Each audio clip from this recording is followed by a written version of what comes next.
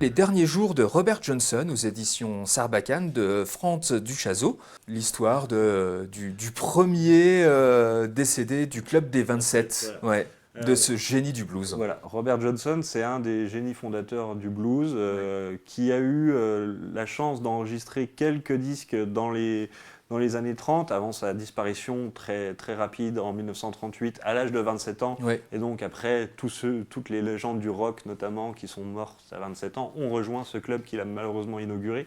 On a une biographie, mais assez surprenante. Je ne suis pas sûr que pour découvrir la vie de Robert Johnson, ce soit le meilleur livre.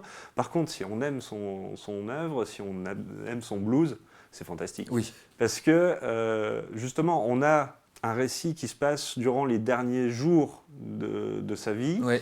mais entremêlé de souvenirs, de flashbacks, un petit peu d'onirisme, parce qu'il y a toujours une part de rêve dans la vie de Johnson. Il a, soi-disant, selon la légende, pactisé avec le diable pour apprendre à jouer aussi bien de la guitare. Oui, c'est ça, il a fait croire à son entourage qu'il avait fait un pacte avec le diable. Il y a vraiment un fond et la forme qui se rejoignent au niveau construction scénaristique.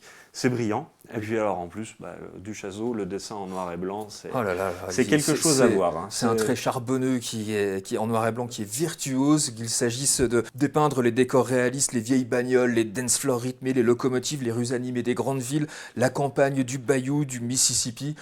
Tout est chouette dans son dessin. Petite nuance quand même, je trouve que les visages sont un peu trop ressemblants tous ensemble, un petit peu sur les personnages, mais c'est vraiment... C'est vraiment pour pinailler. Oui, c'est vraiment pour pinailler son dessin charbonneux. Ouais.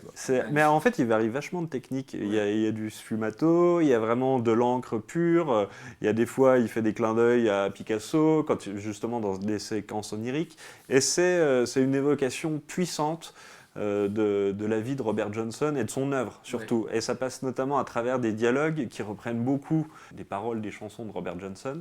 Et c'est aussi pour ça que peut-être ça fait un poil artificiel ou ça sonne pas naturel, mais en fait quand on connaît l'œuvre de Johnson, il y a les échos. Voilà.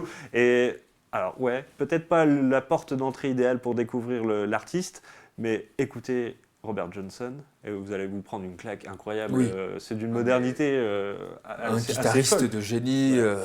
Duchazot se permet même une rencontre avec Meteor Slim, qui est un des jazzman qu'il avait chroniqué dans un de ses premiers livres, et la rencontre entre les deux est réjouissante. Ouais, donc un super bouquin vraiment à lire, Les derniers jours de Robert Johnson, aux éditions Sarbacane de Franz Duchazot, une ode à l'auteur de Sweet Home Chicago, un de ses titres les plus connus, de ses souffrances. Ce Robert Johnson, il tire un blues à nul autre pareil, il faut vraiment regarder, lire ce livre et écouter du Robert Johnson.